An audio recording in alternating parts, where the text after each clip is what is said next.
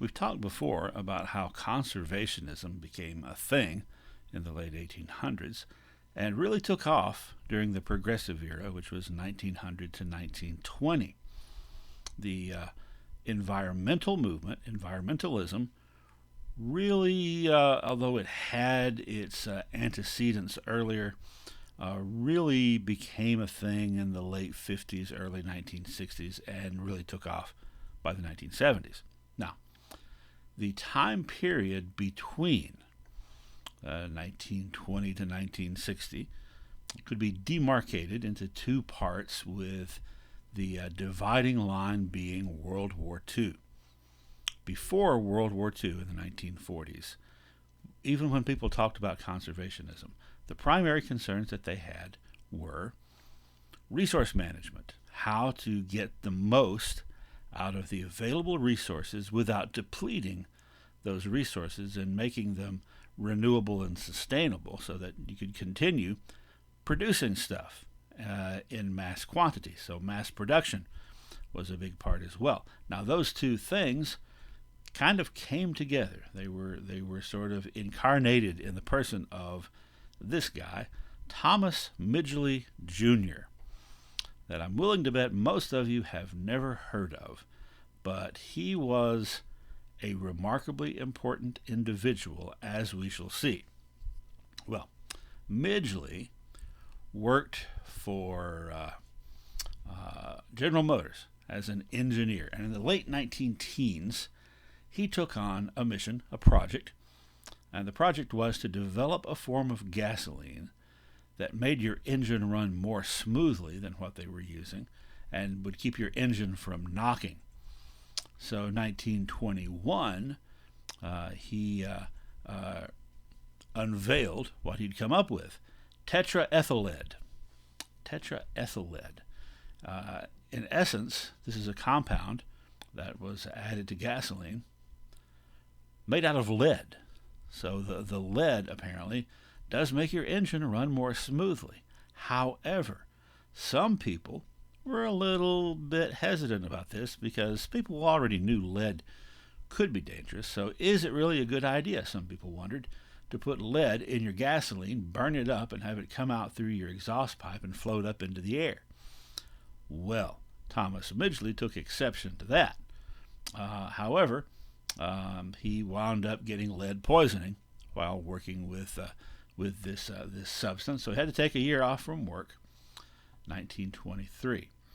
1924, several DuPont workers, where they were making this stuff, died of lead poisoning. That could be viewed as not a good sign. That same year, General Motors and Standard Oil, now known as ExxonMobil, introduced tetraethyllead as a brand name, a specific type of gasoline shortened to ethyl.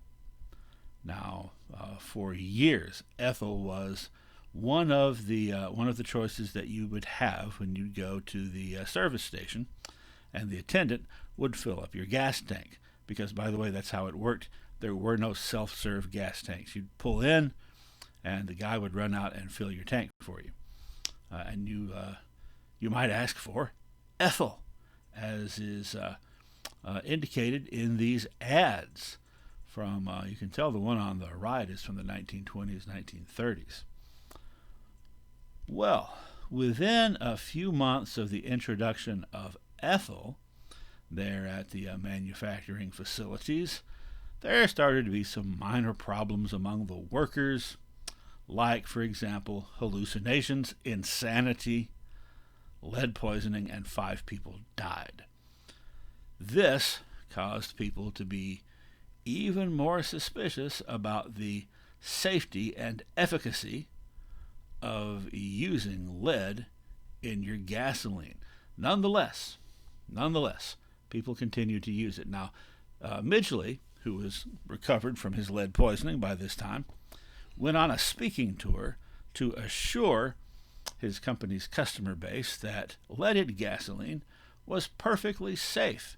And he would do that by trying to explain that to them, but he would also demonstrate.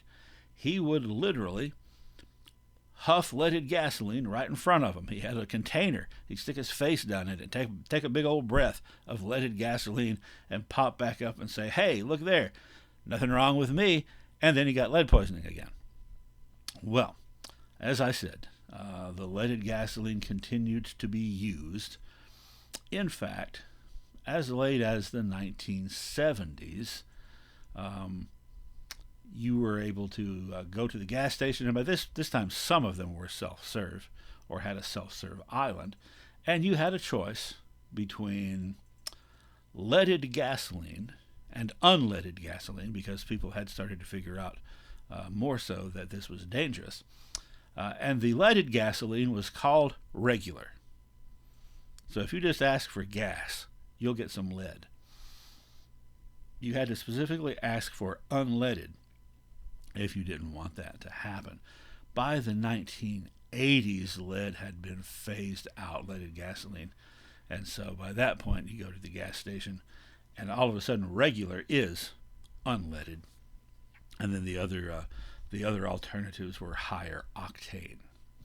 Well, Midgley had already moved on to something new, a new project, trying to solve the issue of having a good refrigerant. Now, in those days, people didn't have refrigerators. They had ice boxes.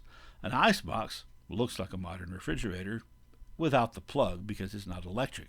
It's basically like if you just unplugged your refrigerator and bought a great big giant block of ice from the Iceman, who came through the neighborhood selling blocks of ice. So you'd buy a big block of ice, put it in your ice box, and that's what would keep your food cold until it got all soggy and the ice melted. Then you had to get some more. Well, there's got to be a better way.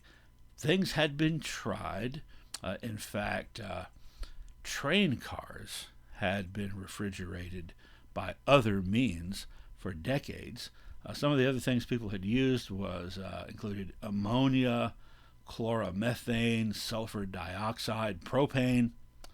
But Thomas Midgley came up with something new. Chlorofluorocarbons that were kind of distilled or that were released from Freon. Freon 21. So that's different types of Freon still used to refrigerate your refrigerator and your car, although they've moved up in numbers and hopefully made things safer. So Freon was used to refrigerate things. In addition to being a refrigerant, it was also an accelerant. So it was used in aerosol cans. Used heavily in aerosol cans throughout much of, from the mid-20th century up until the 1970s again, like the mid to late 1970s.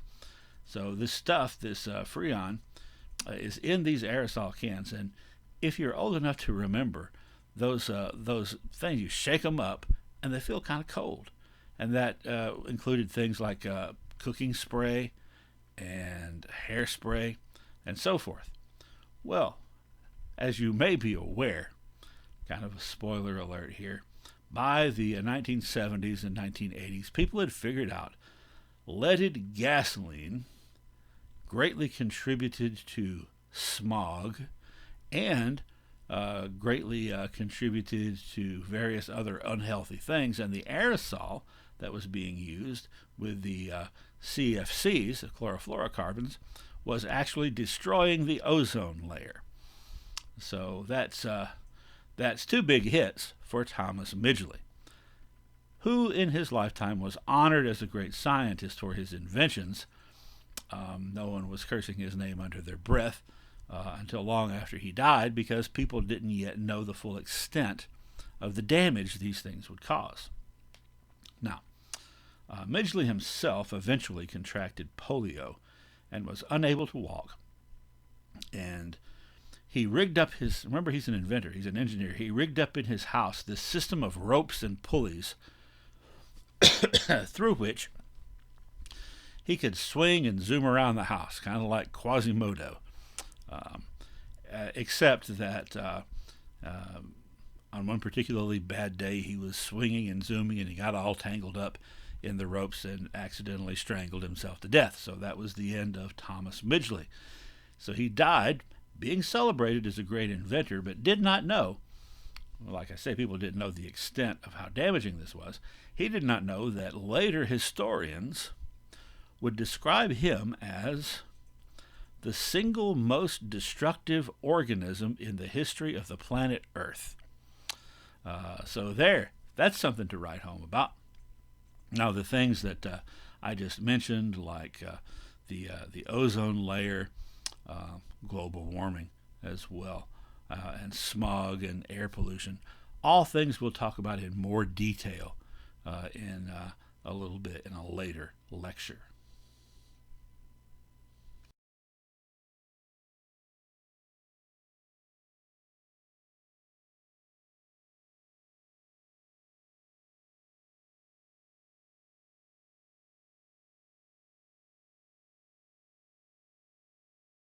Now, this guy was not nearly as destructive as Thomas Midgley, but he certainly did his part. This is Paul Mueller, who in 1939 discovered a new kind of pesticide. Now, previously, pesticides had mostly been arsenic compounds. He came up with a synthetic compound that he called DDT that was really good at killing bugs, and he won the Nobel Prize. His invention was used in World War II by the U.S. military fighting in the Pacific to kill mosquitoes and therefore to control malaria, which was rampant among the soldiers. Now, after the war, it was used privately, for example, by people who hired airplanes to come and be crop dusters to spray this pesticide out of the plane and onto their crops below. It became really popular. It was used a lot. 1940s and 50s have sometimes been referred to as the pesticide age because this was more evidence that we are living in a modern and enlightened era. Speaking of modern and enlightened, it was common in the 1950s for DDT trucks to drive through the neighborhoods of cities, spraying the mist out behind them, and it was common for little kids to go and run and play in the mist, go play tag or whatever in this fog of DDT. DDT, spoiler alert, not the best thing in the world as it turns out. We'll be talking more about how that was highlighted in just a little bit. All right. Well, talked about the pre-World War II attitudes, but now look at us. We just fought the war, or at least we fought mosquitoes in the war. So now we're in the post-war period. In the post-war period, there were a lot of social changes. Okay, so there had been, a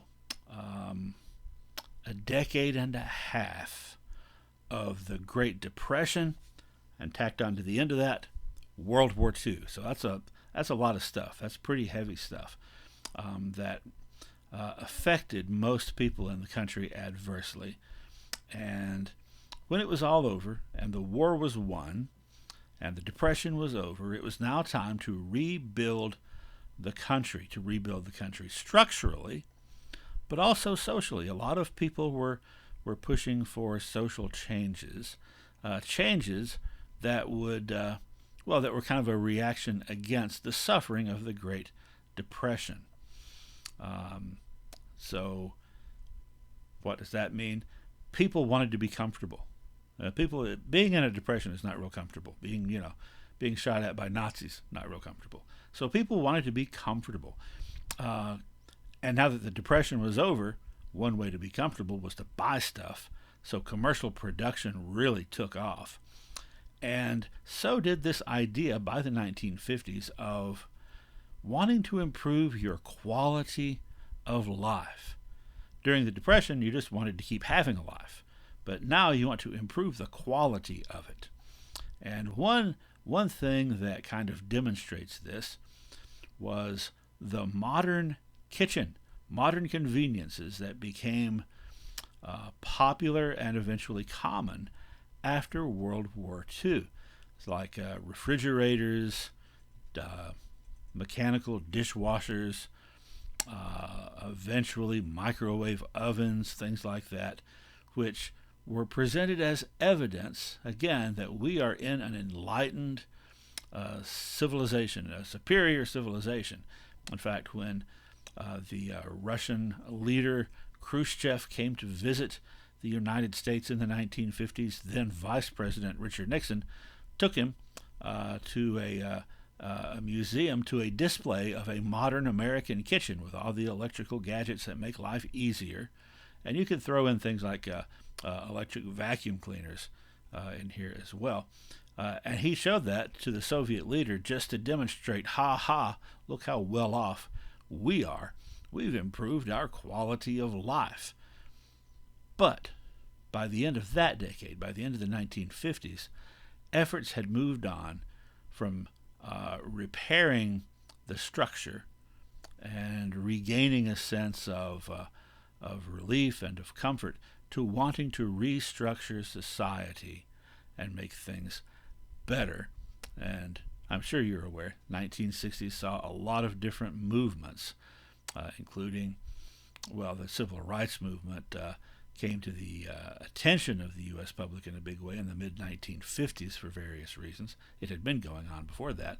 But one big thing in the 1960s, not to overlook, is the environmental movement that represented a shift away from conservationism, which was making resources continually available and utilizing them in the most efficient way, to trying to protect the environment. That was a major shift in American attitudes as well as practice. And here's where we get to the DDT part of the story again. This individual, Rachel Carson, an oceanographer by trade, wrote a book called Silent Spring. In essence, what she was writing about, what inspired her, was she was talking about how, she loved to go out in nature. She loved to go out to certain spots where you could hear in the springtime the singing of the birds, and she had started to notice when she went to these areas there were no birds singing. So what the heck happened to the birds? Turns out DDT. It kills the bugs, but it can kill everything else too. Even if it's birds that are eating the bugs, right? Dangerous, not just by ingesting the bugs, but just by being exposed to DDT, could be fatal. Now, this book was a huge hit. A lot of people read it, and a lot of people took notice. Some people say that this book, being released in 1962, was the beginning of the environmental movement, that it launched the environmental movement, that it, as has been said, cut against the grain of materialism. So now materialism is what everything was all about at the end of World War II, right? Because you come out of a depression, you didn't have any material, you didn't have much materially, period. And so there was this big surge among the public to make more money, to spend more, to buy more, to have more. But by 15 years later, people were starting to stand back and say, maybe that has become problematic. So the impact of this book on agriculture is important to be aware of. There was a shift from chemical controls or pesticides to biological controls. So in other words, instead of coming up with a chemical that you're not really sure what it does except it kills small things, and just dousing it on everything, maybe try to enhance the natural enemies of the pest you're trying to limit, like certain birds or other types of insects that aren't going to damage the crops but will eat the insects that do. An integrated form of pest management that's going to have those biological controls with limited chemical pesticides, only targeting certain insects at certain times, not just sprayed willy-nilly all over the countryside. Well, that book, very, very important. Around this time period, from, the first half of the 1960s, there were actually several books that made powerful, powerful impacts on the American public in different arenas. There was Silent Spring in 1962, 1963. James Baldwin wrote his classic The Fire Next Time about race relations. Michael Harrington wrote a book called The Other America about poverty, and especially shined a spotlight this movement that it started on, poverty in Appalachia. Jane Jacobs' Death and Life of Great American Cities, that criticized urban renewal. Betty Friedan's Feminine Mystique, one of the foundational works of feminist literature. Ralph Nader's Unsafe at Any Speed, we'll be talking about him a little bit more later on, which was about consumer protection. This was a book about the dangers inherent in the automobile industry and the fact that they don't build in any safety safeguards.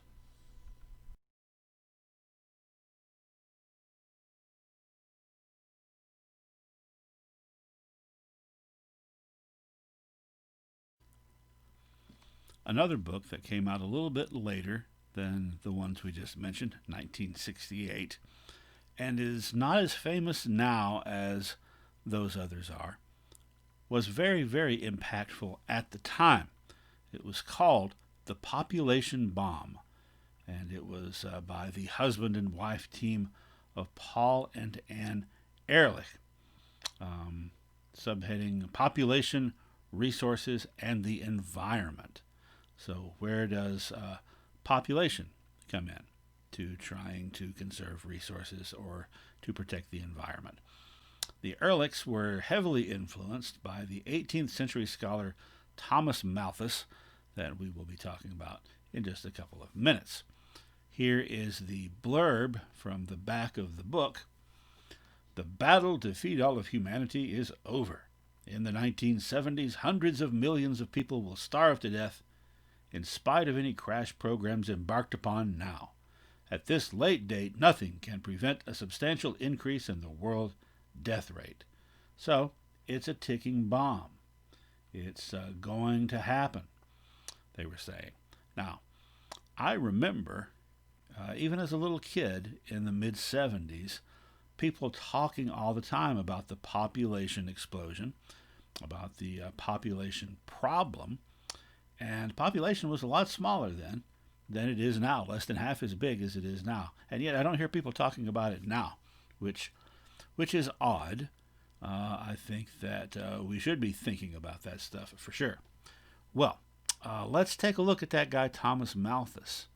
He was a clergyman from England, a clergyman in the Church of England, or Anglican, who in 1798 wrote an essay on the principle of population.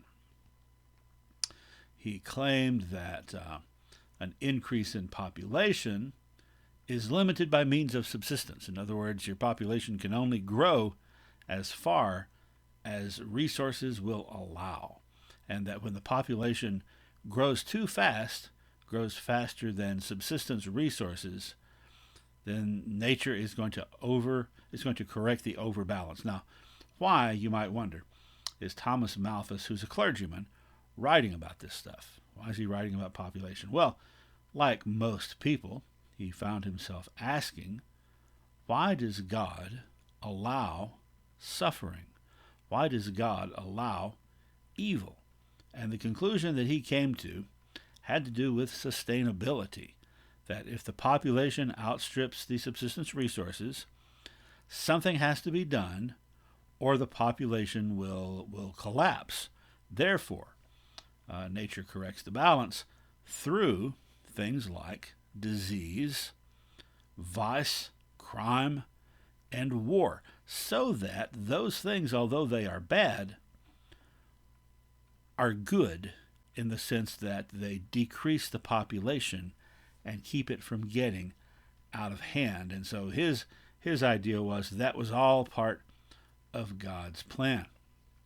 So here's a direct quote from his work. He said, and I won't do the fake English accent. He said, "I think I may fairly make two postulata. First, that food is necessary to the existence of man. Secondly, that the passion between the sexes is necessary and will remain nearly in its present state." So doing that, mapping out population growth, you have to assume people got to eat, and you have to assume people are going to get together. So he said that while resources grow at an arithmetic rate, populations grow at a geometric rate. I think about that. You know, you got 2 parents, but you got 4 grandparents, you got 8 great-grandparents, 16 great-great, so on and so forth. It is geometric. It's exponential.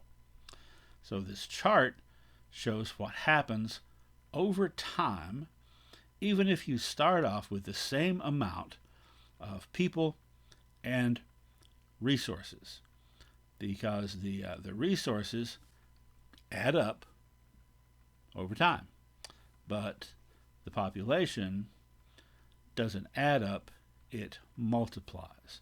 So that you can see for a long period there, you're going to have more than enough resources to sustain a population. But at a certain point, they're going to meet again, and then the population is going to expand far, far wider than the resources that are available can sustain. Remember that Eltonian pyramid. Each section of that pyramid has to be larger than the section above it in order to be sustainable.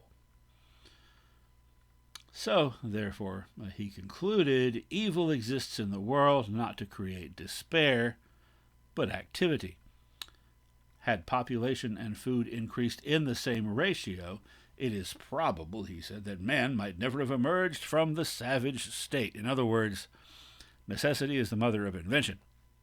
That social and technological improvements came about by necessity of not having enough resources, and that makes people think a lot harder and try a lot harder, and that if there had not been that challenge, then those efforts might not have been made, and those advances might not have been made. So therefore, it's all part of the divine plan of the universe for some people to suffer and die. Now, another person that I think may have read Malthus was this guy. If you know who this is, then you get my joke. If you don't, well, I'm not going to explain it to you. Watch the Avengers movies. But let's now talk about another individual who came to prominence in the 1960s, John Calhoun. Now, this is John B. Calhoun, not John C. Calhoun, the 19th century politician. John Calhoun wrote a work in 1962 called Population Density and Social Psychology. And what he had done under the auspices of the National Institute for Mental Health is he had done these experiments. There were actually several of them. Each one got a little bit larger and more complex, in which he built, essentially, a city for mice and for rats. Not mice and rats together. Some experiments he used mice, some he used rats.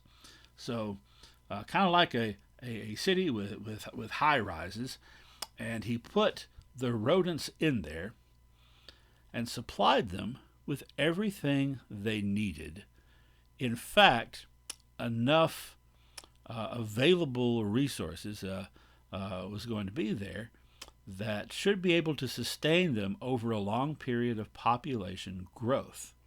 So this experiment has been called Rat Utopia and Mouse Paradise, or Mouse Utopia, I guess, or Rat Paradise. So the idea is there they are. It is a utopia. They have everything they need, but space is limited. They can't expand the area in which they live. And naturally, over time, there was a big population boom. But what he discovered, what he observed, was that at a certain point, when the population reached a certain point, not the point at which there wasn't enough resources at all, but just a certain point, that things started to fall apart, and the rodents started to exhibit pathological behavior. Now, one of the things that he noticed was that, there were feeding areas and water areas, and there were several around the little mouse city.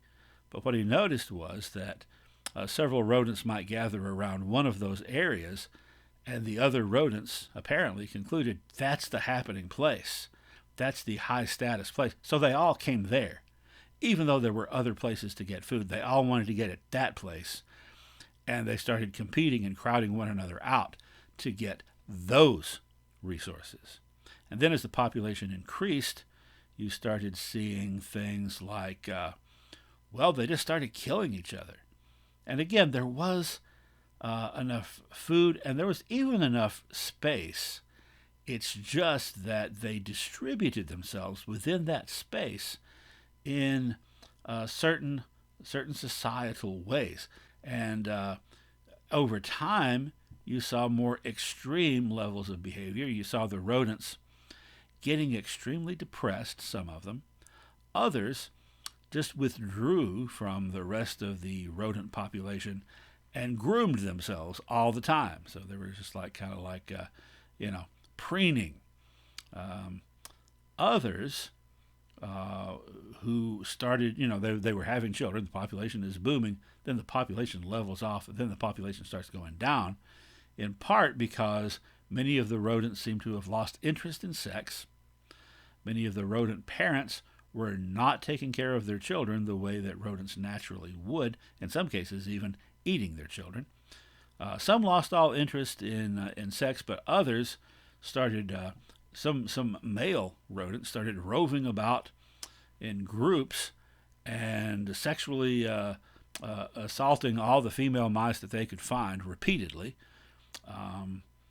It was just, it was a big mess, and after a certain time, population leveled off and they all died, which seems to indicate that there are certain natural built-in social restraints involving population and the availability of resources, even if there are enough. Sometimes the society of these rodents, at least, valued some spaces more than others, and that led to, a rat race. Now, some people have criticized Calhoun's findings. Some people have said that it's been extrapolated to include humans in this sort of thing, comparisons made inappropriately. He was all over the news in the 1960s. He was in all the major magazines. And a lot of people were saying, hey, this explains the situation in inner cities in the country, those urban jungles that we talked about earlier.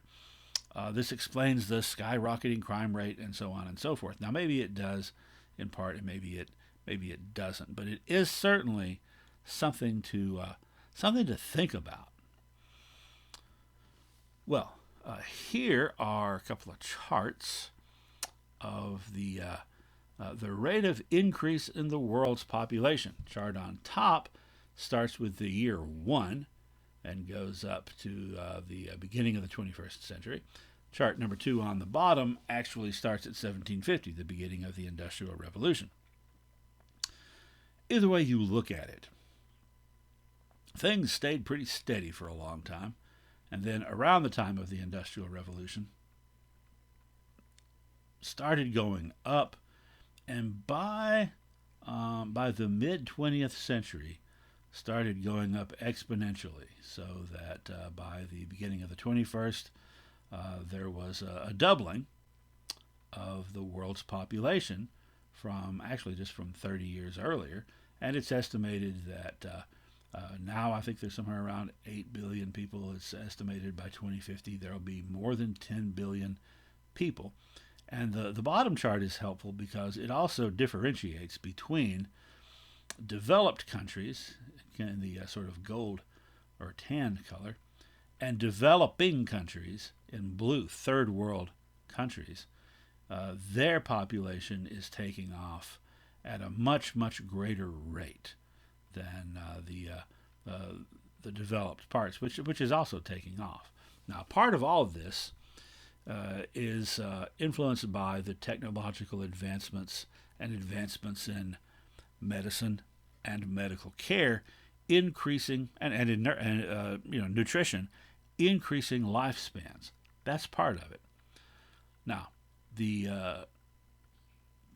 fear in the 1970s was this is the future. There's going to be so many people, they'll crowd each other out. There won't be enough resources to sustain them, and it will be like the mouse utopia, except it will become a mouse dystopia. However, the opposing view that critics laid out was that actually the growth rate is slowing. So the time it would take for the population to double is slowing. So it's not quite as exponential as on the surface it seems. 1960, the birth rate was 2.1%. By 1990, it had decreased slightly to 1.8%, but by 2005, it had gone all the way down to 1.13%. That's almost 0.7% from 1990 in a 15-year period, as opposed to a 0.3% drop in a 30-year period before that. Well, as of right now, 2020, it is down to 1.05%. So critics would say, yeah, what you're talking about probably is going to happen, but it will take longer and it's not as immediate a threat. Now, the solution offered by the Ehrlichs back in their first book in 1968 was birth control, specifically issuing birth control, making it available in poor areas and in third world countries so that people would be able to better plan the size of their families and not strain the available resources, because in a lot of the cultures we're talking about, a lot of not the cultures but the countries themselves, this stuff's not readily available, and in some cases it was not culturally approved of. In 1990, they wrote a follow-up book, The Population Explosion, in which they proposed further things beyond just making birth control available. They proposed making social improvements, particularly in those developing countries, that would facilitate birth control, such as increased education, better sanitation, better health care, and most importantly, perhaps, more rights for women. So that was their proposal in 1990. Not a new idea, actually. This brings us to Planned Parenthood, which was formed in 1916 by pioneering feminist Margaret Sanger. By the 1960s, Planned Parenthood was petitioning the government to support their program. Now, back in the 19-teens, Margaret Sanger was writing stuff, giving practical advice on how to use birth control and getting arrested for it. 1960s, they're asking the government to help fund their program. And a lot of politicians supported this because it seemed like the sensible thing to do, including a lot of Republicans, like Richard Nixon, who said, "No American woman should be denied access to family planning." George Herbert Walker Bush, who said, We need to take sensationalism out of this topic. If family planning is anything, it's a public health matter. Also, George Romney, the governor of Michigan at that time, I don't have any pithy quotes from him, but he's the father of Mitt Romney, if you know who that is. And in 1970, this act was passed, this law, Title X Family Planning Program. Now, as you know, this has all become a lot more controversial in the last 15 or 20 years, as Planned Parenthood is most often framed as kind of a pro-abortion thing that provides abortions around the clock, and that's all they do. That's not all they do by any means. They do a lot of things to benefit the health of women. And I find it interesting how the politics have changed, because 50 years ago, Republicans were all for it. Well, let's close out the 1960s in, I think, a very symbolically appropriate way. This is a picture of the Cuyahoga River in Cleveland in 1969 on fire. On fire because the industrial pollutants had combusted and kept burning. Took a long time to put this out. I think that the theory is that the fire itself was started by a spark from a passing train on the tracks that hit the water and all that pollution in there and ignited it. This was not the first time it had happened. It happened in the 1950s, but it didn't get as much press in the 1950s because the environment didn't get as much press in the 1950s. In the 50s, it was more a story of, hey, look at that, the river's on fire. Isn't that weird? 1969, it's more like, hey, look at that, the river's on fire. What the heck has happened to us as a nation? Well, I said this was appropriately symbolic. That's because the 1970s is going to be very different.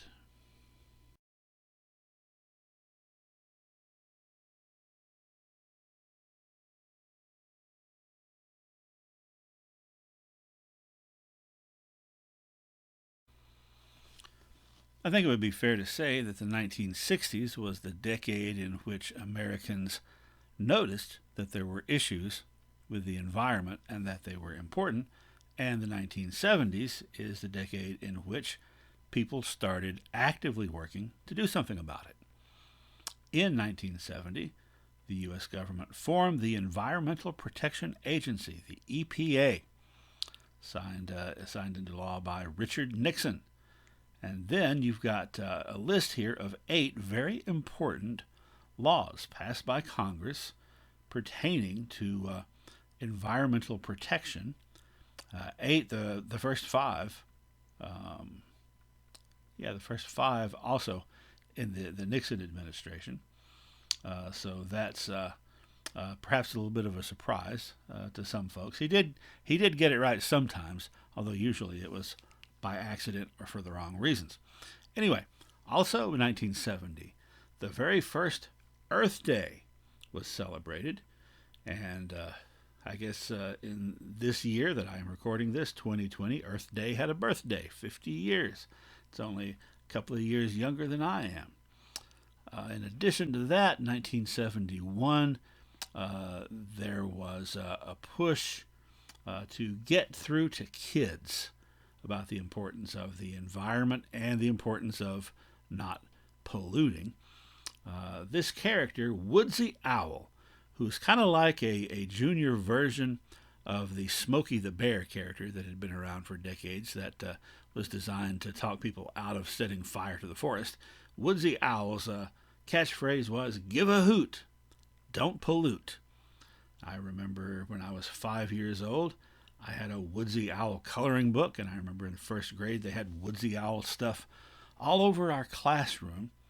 And I don't know. I think that was a good move. I think that was important to get to kids when they're young, to stress to them the importance of these issues.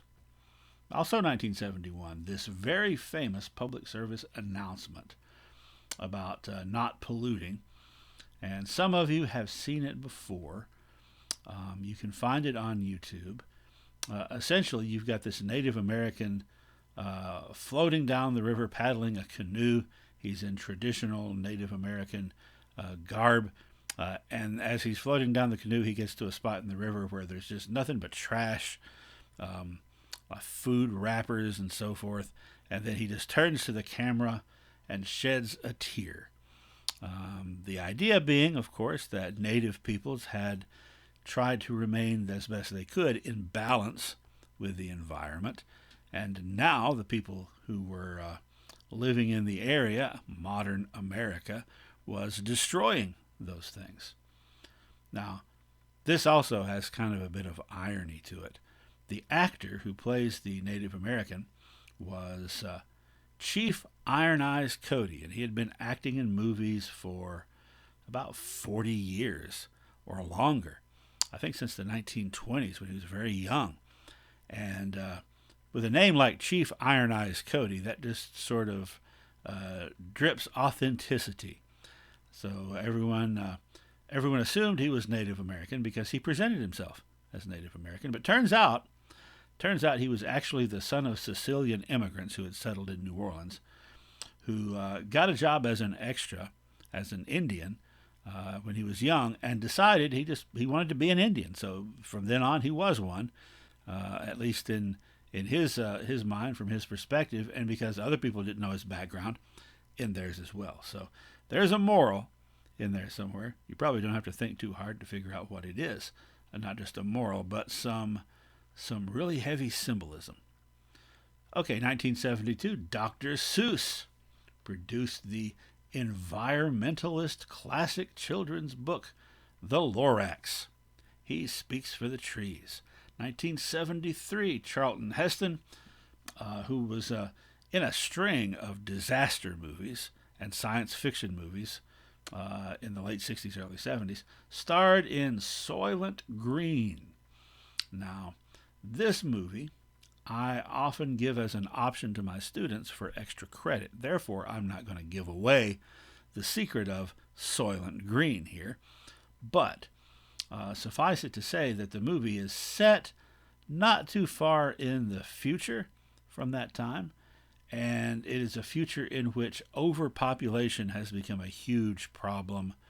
And it's a dystopian future because the government's response to it is pretty draconian.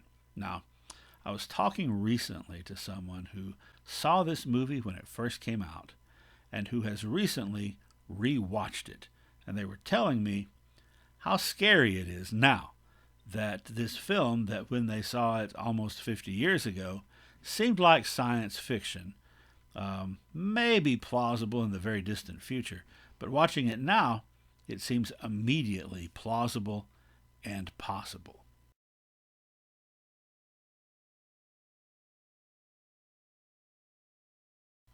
Speaking of public service announcements, here's one from 1975 that was created for the citizens of Tennessee. The Tennessee state government was responsible for this.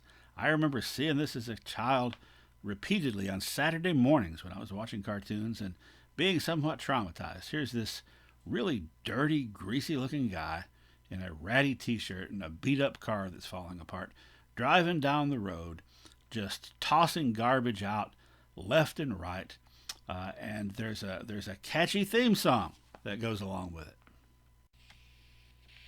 He's a little bit of you, he's a little bit of me. He's the trash along the roadside of Tennessee. He's the garbage that we pack. He's the dream we left behind. Lord, there ain't no lower class than Tennessee trash.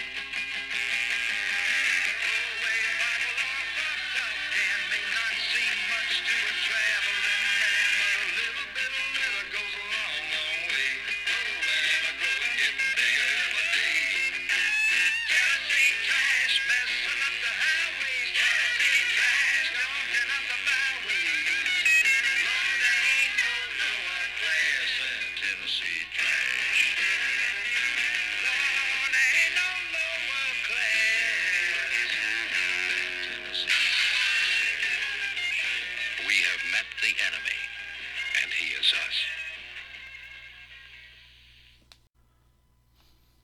I shared that with you because I see no reason I should be traumatized alone.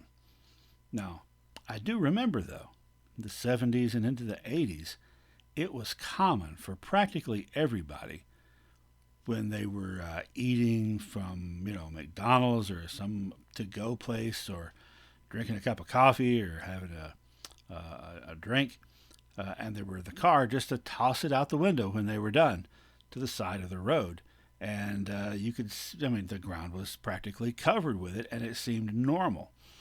In fact, in particular, the pop tops from cans of like soda and beer were everywhere. And in the early 80s, I think it was, when they changed it from the one you pull off, the tab ring, to the one that they have now where you just kind of like push it in, I immediately started noticing a difference. So I think that public service announcements and school activities based around this stuff probably did help to end that kind of litter and develop an idea about the importance of minimizing or preventing pollution. But I also think that making and enforcing laws against it helped a whole lot more. Well, in 1978, there was an incident. Well, it wasn't really an incident. Situation in New York State, a place called Love Canal, where it was discovered that before this had been a neighborhood, before it had been developed and a bunch of houses built on it, back in the 1950s, they had been burying nuclear waste, or industrial waste, rather, burying industrial waste there, and they just sort of like covered it over and then sold the land, and people built houses on top of it. And lo and behold, people started getting cancer and various other things, birth defects, serious stuff. And when it was discovered, what the reason was, it was, there was public outrage, and this helped spur the movement to be more careful about hazardous waste. This was around the same time that the nuclear reactor at 3 Mile Island in Pennsylvania almost had a meltdown. Could have been a huge catastrophe. Could have been a Chernobyl-level catastrophe. And that really mobilized people into protesting against the dangers of nuclear power. So, a lot of activity. A lot of people were getting involved. A lot of people were getting involved to the extent of being more careful about what they did. And a lot of people were getting involved in the sense of actually getting out there and protesting. So here are some of the movements that arose in the 1970s. Deep ecology, that was one. That is a very 1970s thing. It was kind of like Thoreau meets New Age. It was the idea of person in nature, finding your cosmic self. Social ecology, which basically has the idea that the reason people dominate and abuse nature is because they are part of a society that has social hierarchies that dominate and abuse other people, so that changing the social structure and becoming communitarian would improve humans' interactions with nature just by definition. So there were a lot of communes that sprung up. Ecofeminism, the idea that it's not just social hierarchies, it's a specific kind. Patriarchy. The patriarchal system devalues, oppresses, and is violent toward women, and simultaneously devalues, oppresses, and acts violently toward nature and the earth, seeking to dominate it the same way that it seeks to dominate women. So, stop raping nature. If you will, I mentioned Soylent Green. If you're familiar with the movie, or if you watch it soon, think about how women are treated in that movie. I also offer as an alternative and sometimes usually show in class when we meet in class the movie Chinatown. So if you've seen that or you watch it again, watch how women are treated in that movie. And you might think, I've heard people say this, well, it was the 1970s. That's how women were treated in all movies, like objects, and treated abusively, more so than you would have seen in the 1950s or 60s. But for a more recent example from just a few years ago, another movie that I like to offer for people to write about for extra credit, Mad Max Fury Road. Look at how women are treated, in that case not by the heroes but by the villains, but look how they're treated in that futuristic dystopian society in which everyone is struggling to get control of the resources. That makes me think that this ecofeminism approach has a lot going for it. That a society that devalues women, that devalues, well, people in general, but especially women, is more likely to be less respectful toward what the Lakota would call Inamaka, our mother, the earth. Well, the 1970s, the decade people started getting involved. 1980s, the decade businesses started to push back. There was a big backlash against environmentalism that started when Ronald Reagan came into office and appointed James Watt his Secretary of the Interior. Watt, here's a quote from him: "My responsibility is to follow the scriptures, which call upon us to occupy the land until Jesus returns. I don't know how many generations we can count on before the Lord returns." So it is a religious mandate to dominate and control the land. And sometimes religious people with that outlook also feel like they don't really have to take care of it because God's in charge. God will take care of it. Yeah, and some people believe God's going to come destroy it anyway. So, anyway, part of this was reflected in public outcry about various things that happened. Like, for example, when timber businesses would be, if not completely shut down, prevented from operating in certain forests in the Pacific Northwest because there were endangered species like spotted owls, or in one case it was the snail darter in the rivers, which meant that not only the businesses aren't making money, but the people who normally are employed to work for the businesses might be out of a job. And so that led to some serious tension between those workers, those blue-collar workers, and environmental activists whom they blamed for their financial woes. And there started to be this image that was frequently called upon of the tree hugger. Now, and as much as a decade before this, people had been talking about hugging trees. But in the 80s, activists started sometimes chaining themselves to large trees to keep them from being cut down. And so the way this was presented in the media and perceived by a lot of Americans is it's a bunch of weirdos. It's a bunch of out-of-control, unrealistic, naive weirdos causing trouble. Not Woodsy the Owl. If they found out that Woodsy the Owl was spotted under his hat, they may have they may have not been too kind to him. But this kind of attitude really took off in the 80s, both from the official sources of the U.S. government and from a lot of middle-of-the-road working class and middle class Americans, so that all those efforts of the 1960s and especially the 1970s to make people more aware of the importance of the environment were kind of undone. I remember in the early 80s on Saturday Night Live, Joe Piscopo, who was a regular cast member, played James Watt, Secretary of the Interior, in various skits.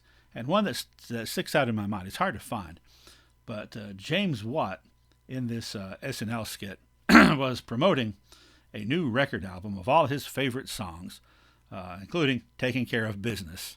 And I remember particularly there was one song to the tune of California Dreaming, except the words were something like, "All the sea is brown and the sand is gray." So there was a pushback against the pushback because a lot of these attitudes were very, very visible. So there's a lot of tension coming about in the 1980s. In 1989, two economists, Faber and O'Connor, said that although the pollution situation improved dramatically in the 1970s, by 1990, the end of the decade of the 80s, it was actually worse than it had been before 1970.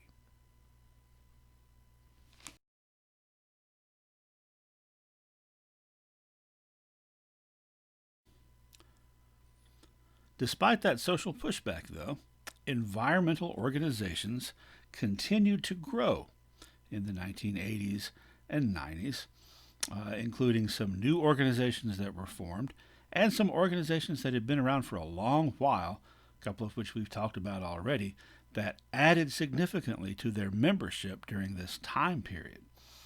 So there's pushback, but it's not to the extent of completely hamstringing anything that might be done. Now, these environmental organizations sometimes would forge alliances with corporations. That was because the corporations wanted to display to the public that they were concerned about the environment because they realized a large section of the public, perhaps their targeted consumers, were concerned about the environment as well. And so there was money, funding given to these organizations by businesses. The emphasis on these types of partnerships tended to be on conservation and preservation, which is more in line with the thinking of corporations, than on public safety, however. Now, speaking of public safety, I think it's quite possible that the most shocking thing to Americans in general about Love Canal, beyond the name of the town, was that this toxic waste could be dumped in a middle-class, upscale kind of neighborhood. And that only happened because there was no middle-class neighborhood there when they buried it. What's far more likely to happen in the past and still is that toxic waste is stored or disposed of in inner cities or on Indian reservations or in third world countries. Sometimes the businesses will offer the community a financial incentive to allow them to store their toxic waste there.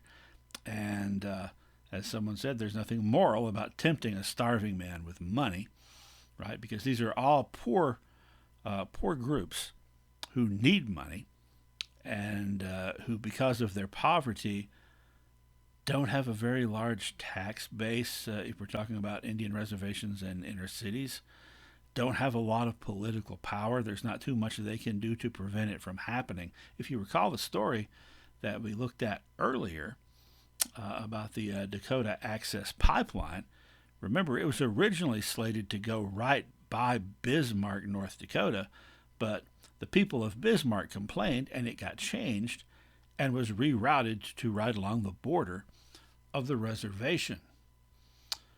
That's what's called environmental racism,